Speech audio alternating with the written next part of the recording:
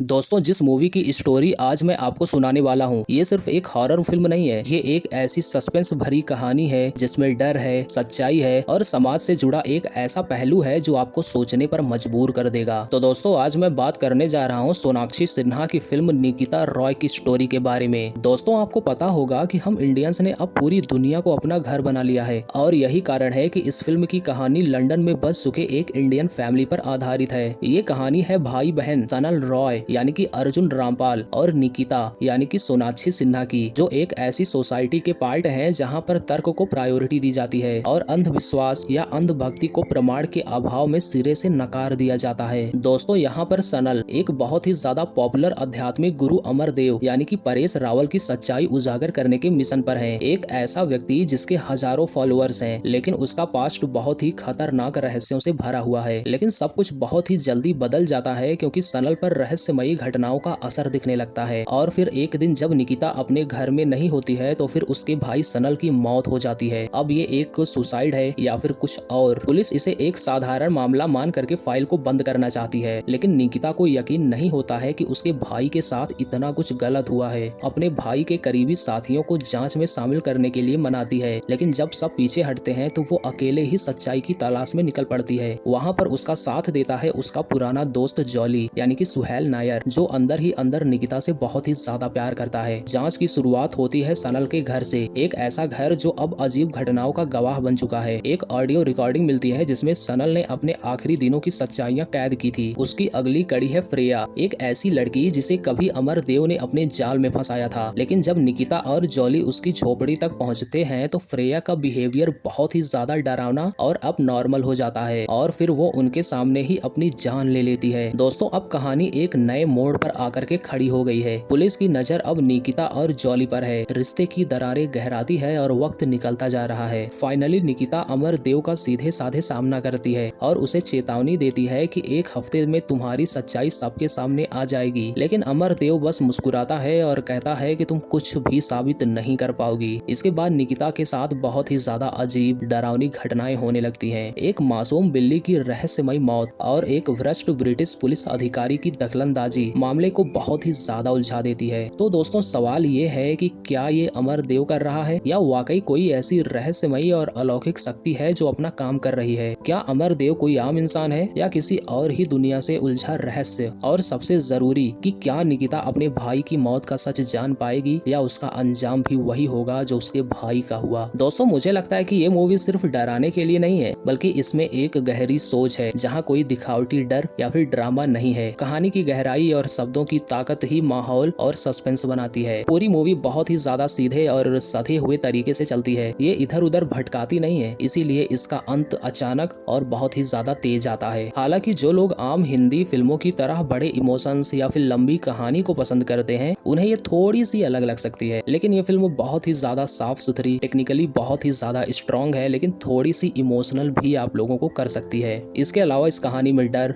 अपराध और समाज से जुड़ी बातें चलती रहती हैं। तो दोस्तों, बस आज के लिए बस इतना ही। मिलते हैं किसी दूसरी वीडियो में किसी दूसरी स्टोरी के साथ।